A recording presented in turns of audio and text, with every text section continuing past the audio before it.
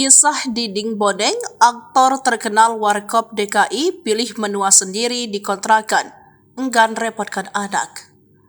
Aktor senior Diding Bodeng berbagi kisah hidupnya yang memilih tinggal sendiri di kontrakan ketimbang merepotkan anak-anaknya. Di era 90-an, Diding Bodeng menjadi salah satu aktor yang berjaya karena kemunculannya di film-film Warkop DKI. Sejak awal berkarir di dunia hiburan, ia pun telah mengalami pasang surut kehidupan. Di usianya yang tidak lagi muda, ia pun memilih untuk tinggal seorang diri di kontrakan sederhana. Bodeng bercerita tinggal sendiri di kontrakan merupakan pilihan sendiri dan bukan karena anak-anak melantarkannya. Nggak dibiarin, kata Diding Bodeng, dikutip dari salah satu akun YouTube. Anak-anak saya tidak membiarkan saya, tapi saya nolak, imbuhnya.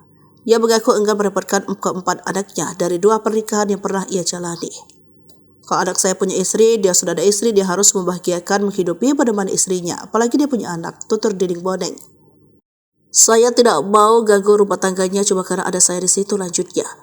Ia melihat anak-anaknya bisa menjalani hidup yang rukun sudah cukup membuatnya bahagia.